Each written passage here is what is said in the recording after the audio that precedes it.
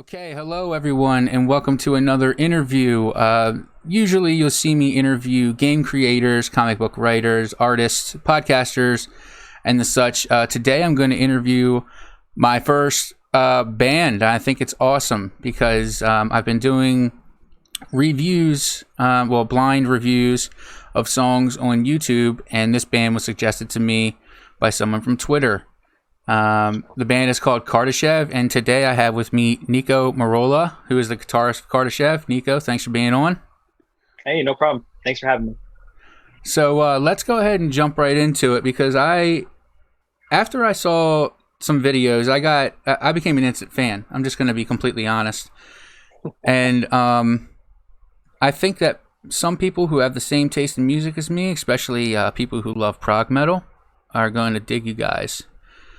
But first things first, let's learn a little bit about you and the band. So why don't you tell us a little bit about who you are and who all is in the band? Sure. Yeah. Thanks for having me on. Again, really appreciate it. My name is Nico, and I've been playing guitar for about 20 years. In 2011, I started Kardashev with a couple of friends under the pretense that we wanted to write music that kind of felt like it was in the vein of bands like Aegean, Fallujah, the Contortionist. We wanted that sort of atmospheric deathcore / proggy blend. And so with that in mind, we put together a 3-song demo based around a scientific, or I guess a sci-fi theory called the Kardashev Scale. And with that demo, we really, didn't know what to call ourselves. So we just kind of threw out the name Kardashev based on the theory that we were writing the demo around. And it sort of stuck. So we've been making music since 2011. We are currently signed to Metal Blade Records, which is a huge achievement for us. It's one of our lifelong goals. There's me on guitar, my singer Mark Garrett from Cardavox Academy on YouTube. We've got our bass player Alex and our drummer Sean. The four of us together make the current lineup for Kardashev. Nice. Yeah. The vocalist, Mark, you said his name was? Correct. Mark has a great voice. I think that his, what I call dirty, like his screaming voice, is the perfect mix with his clean voice. His clean voice is really beautiful. And that's what, in my first review of your song, Beneath Sea and Sky, I got Contortionist vibes. And I think a lot of it was from the atmosphere of the music, but also his voice. But we'll get more into that in a little bit. Just wanted to kind of learn. So you guys formed in 2011. Did you all know each other beforehand, or was it like, hey, I want to start this thing. Let's search for a vocalist. Let's search for a drummer. And then you guys just became friends, or were you friends before? So Mark and I actually met in college at Northern Arizona University in Flagstaff, Arizona. And we weren't in a band. We didn't really know each other, but we both found commonality in enjoying metal music, specifically Bring Me the Horizon. Listening to them, Mark had always wanted to do vocals in a band. And at that point, I wasn't really interested in the band. But about a year later into our friendship, I was playing in a local band in Tempe, Arizona. And we just kind of were falling apart as a band. And I decided to call him up and say, hey, I'm thinking of starting a new band now that I have my sort of foothold here in the local scene. Do you want to be my singer? And he was like, I've never sang before. And I said, I know. That's why I think you'll be perfect. And he's like, all right, sign me up. And since then, our friendship has just kind of grown into this like friendship, but also professional relationship. And now he started his own business as a result of us being in the band and making music together. So that's kind of how we got started to know one another. And that's how our friendship has grown. Sean is our drummer from Canada, actually. I met him on Instagram, and I asked him if he'd be willing to do a cover, and he said absolutely. And from there, the cover was so good, and the performance and the quality was so good that I just offered him the full-time gig. And then our bass player, Alex, we've known him for about 10 years. The first tour that Kardashev went on in 2013, he was in the other band that was co-headlining the tour, playing guitar. And so here we are, like almost 10 or so years later. We asked him, we said, hey, we need a bass player, and you currently play bass in Holy Fawn. Would you like to play bass for Kardashev? And he said, absolutely. So that's how the four of us sort of kind of met one another and came to be the lineup that we currently have. Nice, nice. So you said that the name Kardashev came from a sci-fi. I looked it up, man. I tried to understand it. I'm a big sci-fi guy, but that's a little too out there for me. Do you have a little bit of a grasp and might be able to, let us all know what the Kardashev, what is it? The Kardashev effect, I think that's what it's called. Or Kardashev Scale or whatever. Could you just kind of fill me in and let me know what in the hell that's supposed to mean? Yeah, sure. So we basically were looking to be like kind of in the sci-fi, progressive, deathcore, djenty sort of category of music in 2011. And our bass player at the time, Chris, he said that he had been doing some research on these scientific principles and theories, and he was doing deep dives into Wikipedia and all that kind of stuff. And he eventually found himself at something that compelled him, and it was called the Kardashev Scale. This was a hypothetical hypothesis, or I guess it's a hypothesis around a civilization's energy needs should it want to grow beyond its own planet towards consuming the energy of its local star, and then eventually into its local galaxy. And so in this analysis, Nikolai Kardashev, a Russian astrophysicist, came up with the concept of how much energy would be required for a civilization to exist at different scales. So like right now we're on Earth, and we're approximately on a scale of 1 through 3 in this example, we're at a 0.7. We haven't fully harnessed all of the Earth's renewable resources. These are examples like hydrothermal, wind energy, wave energy that you can get off like coastlines and stuff. There's just so much of it that is renewable that we still haven't harnessed. Once we harness 100% of the Earth's energy output, we will officially be at a tier 1 civilization, according to this principle, this hypothesis. So what we did was we were compelled by it to write our demo, and it also informed a couple of our other albums in our discography. And we decided, Kardashev's kind of a cool name. It's a little bit out there. It doesn't really have the same motif as other metal bands that were, they had names like As Blood Runs Black, Thy Art Is Murder. They were a little bit more in the like death metal category, where it was visceral and like it had to do with like death or some category of death being death metal. And we thought we want to go a little bit more elegant, something that's one word, and it's also like science driven. And so Kardashev just stuck, and we said we didn't look back, Now that after listening to your music and after you explaining that, it fits perfectly with you guys, that name. Yeah, thanks. We think so. So let's talk about your musical heroes and inspirations. So you say you've been playing guitar for about 20 years. Who are some of your favorite guitarists? And I've talked to you on your Twitch stream a few times, and felt I've got the feeling of like Black Dahlia Murder in your style of playing.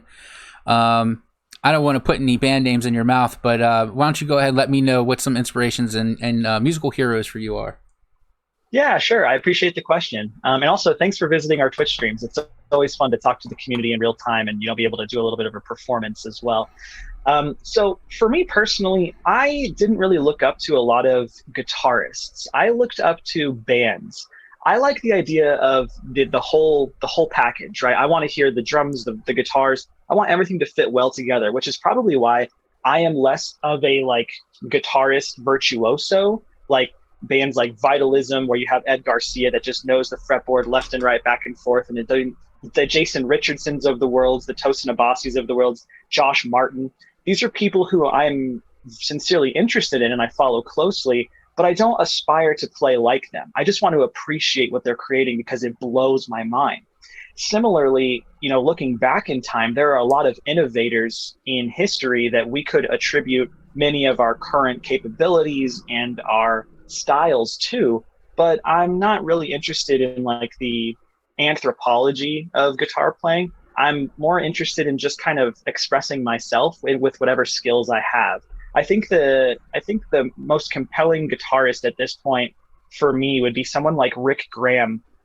This guy got started on like Instagram, I think, and then eventually YouTube, and now he's like all over doing guest spots on people's albums. I think he was on, I don't remember which album it was, but look him up, Rick Graham. He's a fantastic guitar player that's doing things I've never seen people pull off as cleanly. And to me, that's pretty incredible. But I've always looked up to bands like you said, like the Black Dahlia Murder, Fallujah, the Contortionist. But that doesn't mean that the individual guitar players of those bands were all that I pulled value out of. I loved the way it all came together. And I think that's kind of what informs my ability to create Kardashev's music, is that I don't just see it like, okay, how can I put a guitar solo here? Or how many leads can I fit into this song? It's more about, does the song need a guitar solo? Does the song need leads? And so that's kind of how I approach it. So there's no one or two or three particular guitarists in the world that I've always aspired to or looked up to, but I do have a list of the ones that I enjoy watching, whether I want to be like them or not. Yeah, and your mindset about leads and if there needs to be one at all reminds me a lot of something I read David Gilmour saying, whereas like sometimes it's better to have a little bit of restraint, and that'll bring the rest of the song together. And you know, your playing, it doesn't need a lot of leads in it, because of what I said. One of my reactions is there's none of the instruments are insignificant into the emotion that the song brings, the emotion that the music brings to the song. So, you know, for instance, Beneath Sea and Sky, you don't need a super crazy lead in that because it's so atmospheric, and it kind of gets me like when I first heard it, I had the feeling of like a soul just aimlessly drifting around. And, you know, you don't really need something like Tosin Abasi stepping in and, you know, playing the entire fretboard 10 times over. Right. While it is awesome to hear, and while I do love technical guitar playing and technical music, it's just not always needed. I don't need the faceless in every song that I listen to. You know what I mean? Yeah, I totally get it. That's kind of the approach too. Going back to what you were saying about David Gilmour, here's one of the things we go about with our approach to music writing is Coco Chanel, which is make the song as complete as possible and then remove one thing, and the song is probably done. Coco Chanel employs this with fashion, and that is that if you're going out somewhere, put yourself together and then take away one thing, accessory, a necklace, or whatever, and then you're actually good. Because we oftentimes will overthink it if it's important to us. So with music, the same is true. Trying to fit too much into a song, probably should try to remove one thing, and then it's actually done. Yeah. Yeah, and that actually leads us right into our next little segment here, and it's just talking about the forming, writing, and recording of your songs.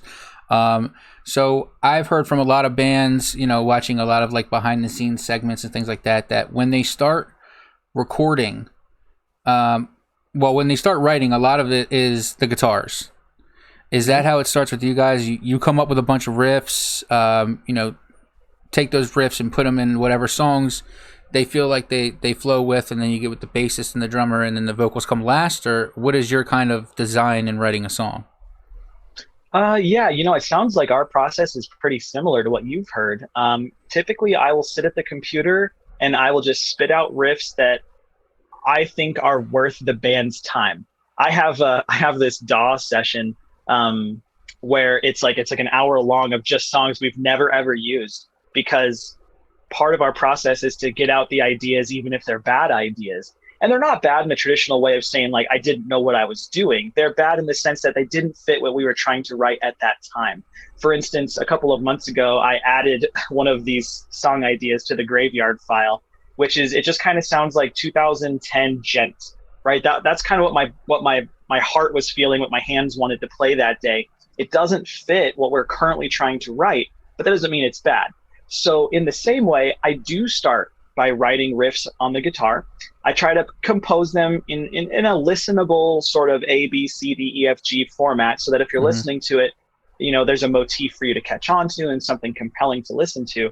And then I hand it off to the rest of the band and I say, hey guys, let me know your thoughts. And thankfully, they are very critical of it. And they are the litmus test to helping me determine what I should pursue and what I should abandon. And they'll give me feedback like, this riff is cool, but this one stinks. This one has potential. This sounds like it's from 2005. And they kind of give me that critical insight. Once I receive that, I can do with it as I may. And that's what helps us refine each song to sort of crafting the sound that you've now heard. Yeah. Yeah. So when you're, I guess this is more of a lyrical question or a vocalist question, but sure. Are the lyrics written for specific songs, or does your does your vocalist or whoever writes the lyrics in the band, do they have an idea of what they want that album to portray? Because I mean, I said in the beginning, it's very prog metal. I mean, there's obvious that there's a story being told in your music. Is there an idea going into recording, or is it formed while recording? Yeah, great question. To clarify that, I would say that oftentimes the music comes first, and then Mark will approach me and say, hey, based on the feeling that I get from this album, and based on whatever's going on with his life, like an example was like with the Bearing of Shadows, we were putting that album together when there was a lot of social sort of friction going on in the world. And so for him, the way that he received that was by identifying that nobody appears to show empathy towards one another anymore. And as a result, he said, hey guys, hey Kardashev, I'm going to write this album about how hard it can be to show empathy to other people, because that's what I'm currently feeling like I'm experiencing in the world. And it's sort of, so the world informed what he wanted to apply into the music. The same thing is true with most of our album writing currently. In the past, he would say, okay, we're going to write about the Kardashev Scale. I'm going to write a sci-fi story. I'm going to invent my own language for the Almanac. He did all of that intentionally, but the music always informed which direction he should go, because the music came first. Mm-hmm. So it usually happens with him hearing the music, identifying what he is feeling, and then suggesting to the rest of the band, this is how I want to write, and this is what I want to write about. What do you guys think? And oftentimes we just say, hell yeah, that's awesome. Because, I'm not a lyricist. I'm not a poet. I'm not a writer or a vocalist. So anything he brings to the table, I'm usually just enthusiastic about, because that's not really my world. But fortunately, our bass player, Alex, is a poet, and he's been contributing a lot to our current album. So it's becoming a little bit more, eclectic of a writing process. Everybody's at everybody else's camp a little bit. It's kind of cool. Yeah. And I like the fact that the way that you're describing it is all ideas are good ideas until they're bad, or until they don't fit, and that you're willing to take that constructive criticism, especially from people whose ideas you hold in high regard. A lot of people would be very closed in and say, no, I like that the way that it is. It stays the way that it is. I like the fact that you guys bounce ideas off each other to make a cohesive, one complete story and idea. I like that a lot. Yeah, thank you. No prima donnas, should I say? Not yet. Maybe one day. No Axl Rose effect yet. Oh no, name drop. So once a song is written, and the way that the world is today, we can't get together very much. How do you guys practice? And I'm assuming that you practice before you record. I mean, it would waste a lot of recording time if you didn't practice beforehand. Yeah, that's actually a really good question. I think this is probably going to be the most jarring of an answer for your viewers and listeners. Is that even as a contemporary metal band signed to a major record label like we are, we don't practice. We do not get together. We don't rehearse. We don't jam. And that's probably because our business model as a band is not to tour necessarily. We don't perform live necessarily. What we do is we create studio albums that help us express ourselves, and the fact that we have a community and a fan base who are sincerely interested in that process allows us to show how we do it. It helps us teach others how to also do it. That's how Mark started his vocal academy. He wasn't a performer, but he was a vocalist. He was a lyricist. He was a person who had stamina and the ability to record a full song or album. And so it helps him sort of develop his own community around vocalists and people who want to be professionals in that way. So for us and the pandemic, it hasn't impacted our business model a whole lot.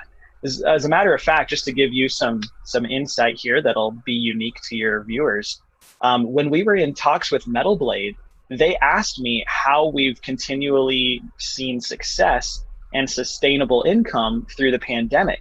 And my answer was that we don't tour. We're not being affected by places shutting down and people getting sick once they're in contact with one another. Our entire business model is play online, foster communities online, show up regularly on live streams and engage with everyone, and even to solicit feedback from our fan base by giving them demos of what we're currently working on through our website.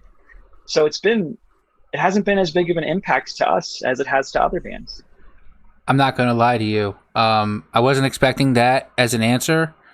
And it just goes to show that you guys have created something and you're utilizing the tools that you have at hand. I mean, and I looked at your YouTube. You have thousands of subscribers on YouTube, very big following on Twitch, thousands and tens of thousands of views on your full album streams on YouTube. Yeah. I mean, there's people who know who you are, and to be able to have that name and not necessarily need the tour to keep that credibility and visibility is insane, because we've talked about the Contortionist time and time again. I feel like in 2010 to 2015, I might have seen the Contortionist on 3 different tours that year, because they just seem like they constantly tour. And I was always under the assumption that that's how the band made majority of the money that they make, was by merch sales and by touring. But if you guys can do it and be successful with like live streams and just making kick-ass solid, studio albums, that's awesome, man. More power to you. That's fucking great. Yeah, thanks so much. Yeah, it's pretty cool. So speaking of recorded albums, how many have you guys produced? Well, I was thinking about this, and we have a demo, like 4 or 5 EPs, and then we have 2 full lengths. We have 1 full length. The second one is being written right now, so we will have 2 full lengths.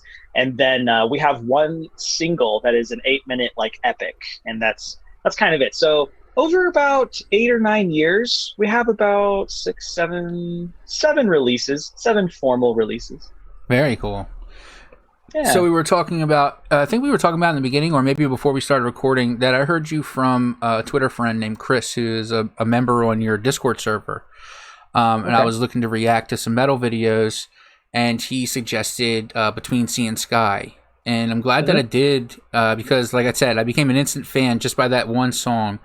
I could feel the passion in the music, not only by the vocals, but the music itself. If you took, one of the things I said in my reaction was, you could take the vocals out of this and I would still feel the same exact way about this song that I do now, because musically it's very, very inspiring, and I got a feel of the song, and not just by the lyrics that were being sung to me. You know what I mean?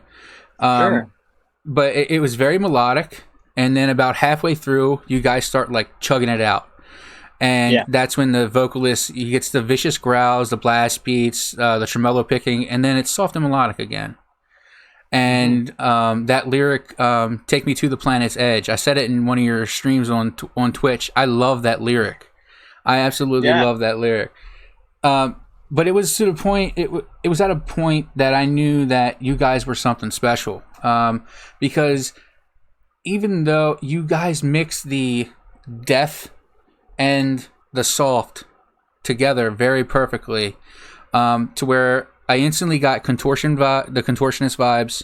I instantly got, there's a band called Alcest. I got glimpses of them, Black Dahlia Murder, and some of the other songs. It's a lot of my favorites I heard within your guys' music. So with all that, it brings me to the question, what was it like recording the Almanac? Because that's my personal favorite, and I think it's because it's the first one that I actually sought out from you guys to listen to. But that's not taking anything off the Bearing of Shadows, because that album is also sick. I'm always in awe of anyone who can create a story musically, lyrically, and just show so much and inject so much emotion into their music to where I can feel it on the other end. In the same way that I've told people, like for instance, Pink Floyd. When I listen to Pink Floyd, I feel like I give them my soul. They wring out a rag and give it back to me and say, "Here you go. Here's your soul back." That kind of emotion in the music. How do you guys do that? What was it like recording the Almanac? I'll shut up now and I'll let you answer the 1,000 questions I just said. No, I love your enthusiasm. Thank you so much for expressing all of that. I love the comparisons too. I I wish there was a quantifiable way to tell people how we did something or how we did something else, because we get this question a lot. I personally get this question a lot in my DMs on Instagram and Twitter. People are asking me, they're like, hey, how did you write this? Like, it's so powerful, it's so compelling. And my honest answer is I continually try to fail. I try to do things I don't think are going to work. A prime example of this is with Between Sea and Sky. It's that song you just mentioned. That was the first song that I wrote by myself in one day. And I sent it out to Mark and I said, hey, I just wrote this song today. What should we keep? What should we get rid of? Right? Same process. And he said, dude, the song's perfect. And I'm like, okay, thanks. But like, what do we need to do to it differently? And he's like, no, you don't understand. This song is ready for vocals and drums and bass. Like, you're done, dude. And I was like, what? So to me, it's an exercise in being okay with failing and then knowing how to move on from that failure. One of the other, I had mentioned in the past that we have these couple of tenets that we sort of like operate by. The Coco Chanel example, right? Add it all, remove one thing. Okay, there's another one that we have that we sincerely live by, and that is try anything. You can always put it back. You can always press Control Z enough times that like it's back to before your garbage that you just attempted, right? Yeah. So what that does is that allows you a couple of things: to get rid of what could possibly be a bad idea, and also to try and attempt something that you're afraid might not turn out too well. Because if it turns out well, you're good. If it doesn't turn out well, you just put it back and now you don't have to pursue that bad idea anymore. So this sort of process helps me to inform how to write. Now, to answer your question more directly, writing a compelling narrative musically can be a challenge. It's the same way that I think it's the same way that a lot of composers write movie scores. It's not that they're trying to accompany a specific movie necessarily. It's that they're trying to take your heart and pull you in a couple of different directions at the right time through music. And it happens to marry with a movie that is perfect. A good example of this is Hans Zimmer. Hans Zimmer is Hans Zimmer. Every movie he touches is going to be amazing. It's not necessarily because the music marries with the movie well, although it does. It's because Hans Zimmer knows how to write a compelling narrative musically. So the same thing is true with, we'll use Between Sea and Sky as an example. There's a cascading guitar that exists in the front of that song and all throughout the song. And it's constantly like just cascading over itself over and over and over again. And this kind of gives you this feeling of like drifting or floating. And that informed how the rest of the song should exist. So anytime there's a lead, the idea is, how do I make it sound like it's floating or that it's just kind of like rising into the clouds? And I see a lot of imagery. I actually had a conversation with someone very recently about this. I'm going to ask you a question. When you hear music with no visuals, do you see a movie in your head? Do you see images? Do you see landscapes and some kind of narrative existing? Does that happen for you? I see images, and I get it. Again, I hate to keep bringing up the Contortionist, but it happened with Language from the Contortionist. That whole album got a very metaphysical feel. And as a matter of fact, you can't see it right now, but on OBS, I have a revolving background of just a universal, like stars and stuff like that. And that's kind of the feel I get. I also get the same feeling, well, not the same feeling, but the images when listening to Between the Buried and Me, specifically colors, and the parallax too. I get, because they're concept albums and I love the music and I listen very, very closely to the music and the lyrics to follow the story and create that story within my head. King Diamond even. Yes. King Diamond. Sure. Yeah. All great examples. The same thing is true for me when I'm writing.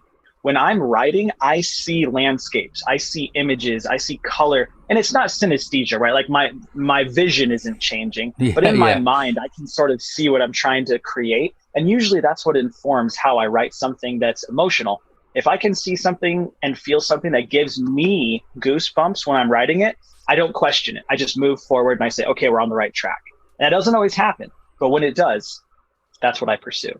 Nice. That's a good way of putting it. So last Friday, I believe it was the live stream of the Bearing of Shadows. Yeah. I gotta say, I messaged you on Discord like right after I listened to it and just did the "We're Not Worthy" like Wayne's World thing, because it was so much fun. It was again very emotional. Even it's 4 tracks, and then the last 4 tracks are the same 4 tracks, just instrumental. Right. And again, the last 4 tracks were just as emotional as the first 4 tracks. Even if they didn't have the vocals in it. It was a really cool feeling, really cool adventure. And you talked a little bit about, the idea behind it and some of the keynotes on, what it's about. But is there like a central story behind the Bearing of Shadows? Like, when I listen to it, I get the feeling of almost like a someone losing something, and then that person's maybe close circle or even family feeling the loss that the person is feeling as well. I don't know if I'm probably way off the mark, but maybe you can help me put it into words of what maybe the concept of the album is. Yeah, sure. You're actually pretty close. You're pretty spot on. The entire album, or the EP rather, is derived around the idea of losing someone, it's usually someone, under circumstances that are pretty easy to understand. And kind of going back to what I was mentioning before with Mark and kind of explaining his idea, at that point in time, he felt that there was a sincere lack of general passive empathy for people towards other people. As an example of this, if you hear that somebody, lost their job, most people are like, yeah, where everybody's losing their jobs. Instead Yeah. of, I'm so sorry. Do you need anything from me? How can I help?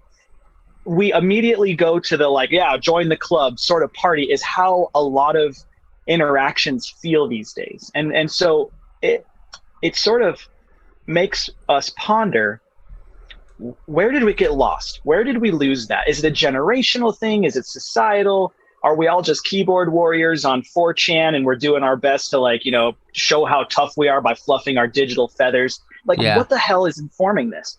So Mark decided he was going to write 4 stories, each about loss, pain, and sorrow to some degree that he himself has never felt. That way, it's an exercise in him trying to empathize with someone that he couldn't possibly empathize with from his own experience.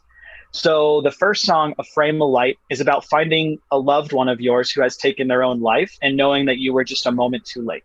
The second song, Snow Sleep, is about a family abandoning their child because they are a financial, social, whatever burden. So they literally abandon them in the winter woods, which is why the music video is as it is. And how Mark is like, I've never done this. I would never hope to do this. I would never hope to hear this is being done. Track 3, Torch Passing, is about a family member, specifically a parent, passing away, and how we're all going to have to experience this to some degree, but that doesn't mean that we all have. But that doesn't mean we can't empathize with people who are going to and who have. And then finally, track 4, Heartache, is about a husband and a wife, or at least a couple who have 2 children, and one of those couple dies. One of them passes away, and now the people who live on, in this case, I think he told the story that the husband lives on with 2 children and trying to cope with that. Like, how could you possibly, I don't even want to talk about the psychological ramifications, but financially, now you're down to 1 income for 3 mouths to feed and possibly, a house, and so as you start extrapolating all of the things that this person now has to go through and has gone through, and they have to take care of themselves plus these 2 children, the whole album is trying to create situations that are real and trying to convey to people that maybe we should have more empathy for everyone. That's really insightful and way deeper than I would have thought. And it's cool because it's like a therapy session before you need a therapy session, and it's one of those things where we all may have not felt all of those. Maybe some of us, maybe none of us who listen to that, but empathize with your fellow man, because who knows who's going through what, and that's really cool. And I do have to say that from a musician standpoint, No Sleep is my favorite off that album, and the scrape that you do right in the beginning is just really cool. There's like I don't know how far along it is, but there's like a and it's just a scrape, and I love it. Okay. Sorry, I didn't want to get too deep there, and I could talk about music all day long. So let's get to the big news, man, which is getting signed to Metal Blade. Yeah, Metal Blade, dude. It's surreal. It's crazy.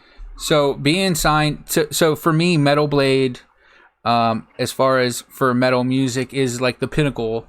It's like you got that, and you got like Nuclear Blast, and two different types of metal being represented from both labels, in my opinion.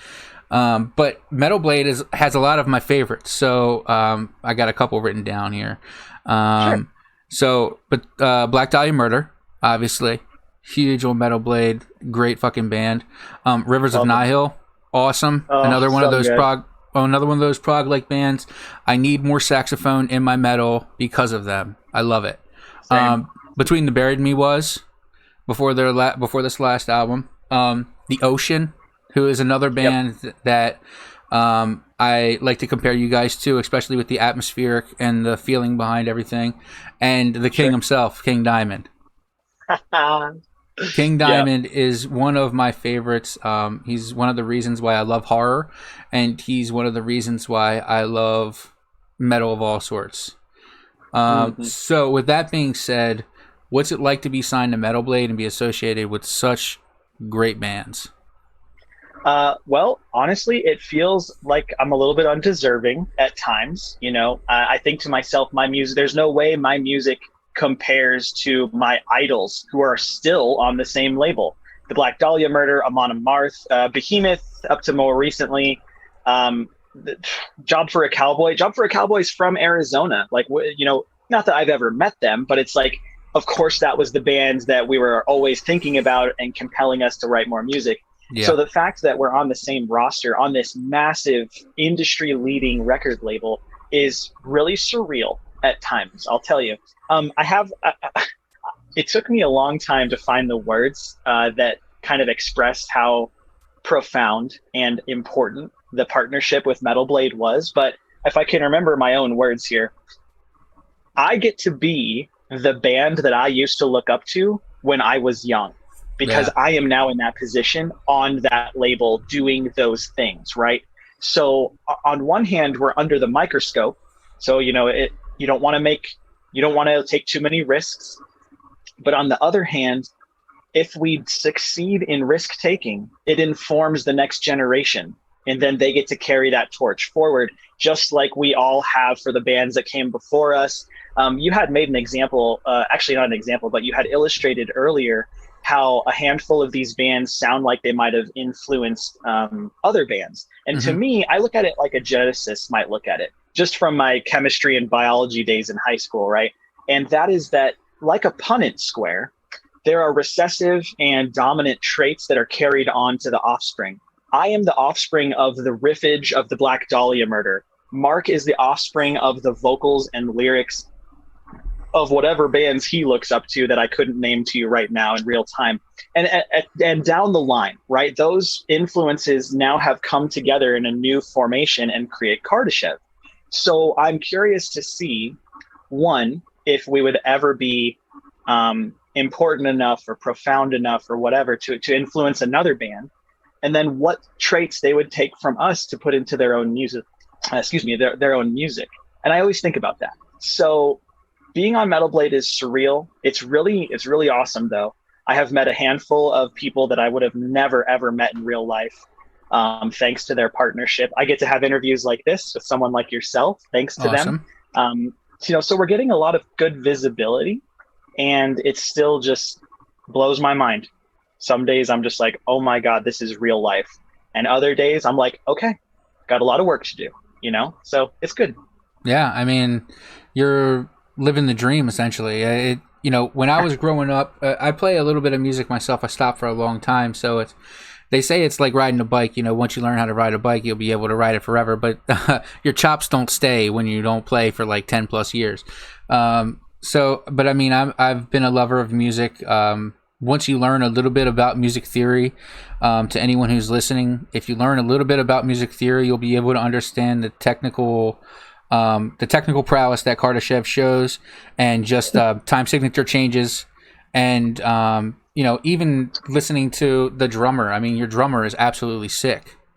The drummer is amazing. Yes. And Sean is great. the vocal harmonies and the bass, even in between sea and sky, we'll stay to that. The bass is not insignificant. I know a lot of the running joke is, I'm just the bassist. I'm sitting in the background. They drown me out with all the guitars and all that. But no, in your band, and what I'm seeing in a lot of like progressive bands is the bass is stepping up there with the guitarist. And when you got guys like Dan Briggs from Between the Buried and Me, who's on par with some of the best guitarists that I've ever seen, I mean, I'd let him play bass in my band any day. You know what I mean? Yeah, Dan Briggs, Evan Brewer, another great example. We've been really fortunate that we've only had 2 bass players in our 10 or so years, whatever it's been. And in those 2 bass players, they are both very, very skilled. And so we're super fortunate. I don't know if that's a result of us like telling other people no, but it's more a result of, I think, who you kind of keep around yourself. Mm-hmm. And in this case, they just happen to be great bass players. So it worked out. Nice. So you said you don't tour much, but being a band, I thought that you guys would die to go on tour. And it's cool that you don't. It's cool that you don't tour. You have a very large visible audience online. It's insane. Some of the times when I went to your YouTube, I'm like, I've never heard of these guys, and that's not saying that I don't. I'm the end all be all of who is and who isn't a band. But when I saw that you had 50,000 views on one of your complete album streams, I'm like, holy shit, where have I been? You know what I mean? So if you had the choice, I feel the same way. Yeah. If you had the choice to create a bill for the tour, who would you choose to be on the tour? Oof, that's a great question. Would you headline? Well, I mean, it would be cool to headline, but that doesn't mean that we would realistically be able to. It's a great question, though. We have been provided some tour offers since the news got out about us being on Metal Blade. And in those tour offers, they feel very ideal. They feel like they could like really pan out.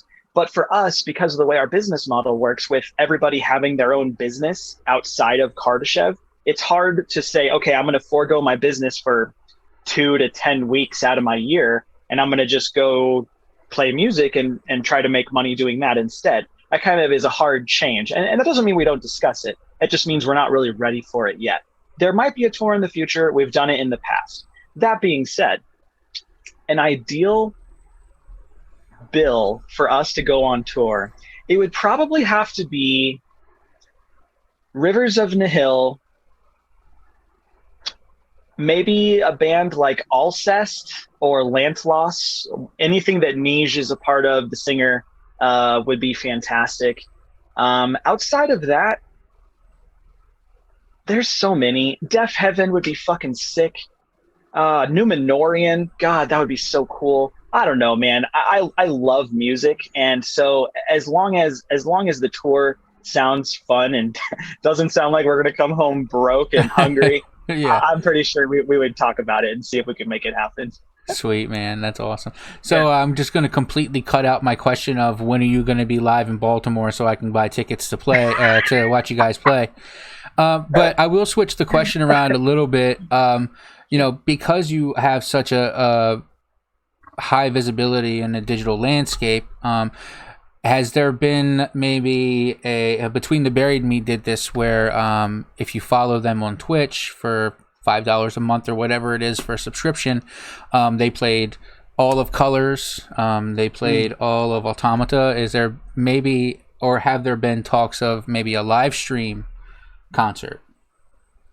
Yeah, this is a great question. I actually get asked this question a lot, and I will tell you, I regularly think about the technical challenges that we would have to overcome to make it a legitimate live performance, right? So we have Mark, so my singer Mark, my bass player Alex, and we all live here in Arizona, but our drummer lives in Canada. Yeah. So the first thing, as you know, being in the digital world like I am, the first thing would be getting everybody on screen at the same time. Then you have to get the audio to queue up across the country to Canada, and then to have the drum somehow delayed and offset enough to be in time with whatever we're all playing together. Mm-hmm. But yes, the way that the Buried in Me, or excuse me, Between the Buried in Me and even other lesser known, lesser like prevalent in the metal blade and metal community, there are bands on Twitch that are already making it happen. And I just need to reach out to them and say, how do you do this? Like, oh my gosh, I would love for us to do something live together on stream, because then we can invite everybody around the world at the same time. Everybody come join us. I'm sorry in Germany that it's 3 a.m, but hey, this is when we're awake. It would be really cool. And we're still trying to figure out the technicalities. Truth be told, we've been trying to do a live performance on Twitch since 2015, which is when I started streaming. And the reason I started streaming is because Twitch was the answer to us not touring and still performing for people. And, different things have come and gone, different ideas. And now the business model is less about us performing live and more about cultivating strong communities that all enjoy Kardashev and want to sort of experience that together. So I don't know what the future will hold, but we are always thinking about it. Yeah, a little bit of tongue-in-cheek here, but I'm just going to say wink, wink, Metal Blade. Make it happen. Hey, come on, guys. Let's go. Yep. So we talked a little bit about your Twitch, and I follow you on Twitch, and I've talked to you on Twitch and watched you play live, practicing and stuff like that. You did that just a couple of days ago. What's the one song, and I think I might know the answer to this already, what's the one song that people seem to ask you to play whenever you're playing on stream? Okay, so there is an inside joke amongst many of my Twitch followers, part of our community on Discord, and that is that Tier 2 from our demo progression is a very hard song for me to play. Mostly because I don't practice it very often, but more importantly, it has like 4 different time signatures, and one of them is very hard to count. It's in 23/16. So I hate that song with passion. And every time somebody makes a request for it, I'm like, oh God, okay, here we go. That's the song that's kind of a meme. It's kind of an inside joke. But outside of that one, I think more sincerely, a lot of people have been wanting to hear Heartache. Heartache off of The Bearing of Shadows. There's something about that one that they want to hear. That's a good one. I always hear people ask for Iota. And that was one of the ones that I personally, I couldn't find on any of the albums. I probably didn't search that hard. I just more than likely went to YouTube Music and typed in Iota Kardashev, and it might not have popped up. But hearing you play it live, I like that. It's one of the heavier ones. And that's definitely, what album is that off of? Because I need to check it out. Yeah, that's a great question. Iota is not on an album. Iota is a concept. I'll break it down for you real quick. It's kind of interesting. In between writing Excipio and Peripety, we started writing Iota, and I asked the guys. I said, let's do something similar to what Amon Amarth did with Hermod's Ride to Hell. They have Hermod's Ride to Hell Part 1, and then they have Part 2, and they came out like 5 years apart. And I kept asking myself, why would they do this? Why would they continue a song 5 years ago now as a part 2? What's the point? Well, I didn't research it, so I don't have an answer for Amon Amarth. But what I can tell you is that we took that idea and we ran with it. So what we're doing with the Iota project is in 2014, we released Part 1. Hopefully sometime next year, maybe this year, I don't really know how it's going to pan out, we'll be releasing Part 2. And then eventually there will be a part 3. And the way that this works is the first song is 8 minutes, the second song is 12 minutes, and the third song is 20 minutes, making a full 30-minute album across 3 songs. Each of those songs has 3 parts. So it's 9 total parts, making it a 30-minute album. Gotcha. And the idea is that it sort of catalogs a concept across 5, 6, 10 years. I don't know how long it's going to take to get all 3 done, but it's definitely supposed to be 3 songs that are standalone from any album. Nice. As a prog fan, I'm a huge. I'll give you the big thumbs up on any song that's over 5 minutes long. Same here. Same here. My buddy John is a huge grindcore fan, and he's like, "Yeah, 45 seconds really all you need." I'm like, "No, dude." I haven't heard a song in the last 15 years that doesn't have a 45-second intro. Yep. I told him, I was like, "Dude, you listen to the Mars Volta with me. There's no song that's over, 45 seconds. That is the intro is still going after 3.5 minutes. I don't know what you're talking about." Yeah, my buddy's wife, she was listening to one of our songs, and she looked at me at like 30 seconds in, and she's like, "So when does the music start?" And I'm like, "No, we're already in it. We're in it, like right now." Like, yeah, it's so funny. All right, so like I said, I could talk about music all night, but unfortunately, we're going to go ahead and wrap it up here a bit. Okay. But before we end, we talked about your Twitch. You guys are on Twitter. Why don't you go ahead and just tell us wherever we can find you, what the names are, all that jazz. You got it. Hey, I want to thank you very much for taking the time to, ask these questions and put time aside in your schedule. I really My pleasure, really man. do appreciate it. Yeah. My pleasure. So as far as Kardashev is concerned, we have KardashevBand.com. There we offer insights to all of our albums. You can read all of the deep dives about each album. You can listen to the demos we're currently working on through a new program that we actually just released called the Enlisted Traveler Program. This is a way for our community to get insights to our writing process and to even give us critical feedback. If we put up a demo that you think is kind of poop, lay those comments out and let us know why, and maybe that'll influence how we actually finish the song. That being said, we also have all of the social media, of course. If you're listening to us on iTunes or Spotify or something, throw us into a playlist so we can get some extra listens. Outside of that, our singer Mark has Cardavox Academy on YouTube. You can check that out. He does reactions there, and he does vocal coaching and techniques. So it's more educational, but also entertaining at the same time because he's listening to music he hasn't heard before. So it's kind of fun to get his reaction, like yourself. Mm-hmm. And then our bass player, Alex, he has a Instagram account where he is a visual artist. It is Vulnerable Artistry. If you're interested in that, check that out. He's also a bass player and guitarist for hire. You can check out his air gigs as well. That being said, our drummer, Sean, he is our drummer and he kills it, but he also owns a marketing firm up in Canada. So if you or your business are interested in e-commerce marketing, reach out to mindfulmarketing.co and they can give you some pointers, advice, and tips. And that's basically everything we have. Kardashev is live on Twitch 3 days a week if you're interested in that. And yeah, I think that's it.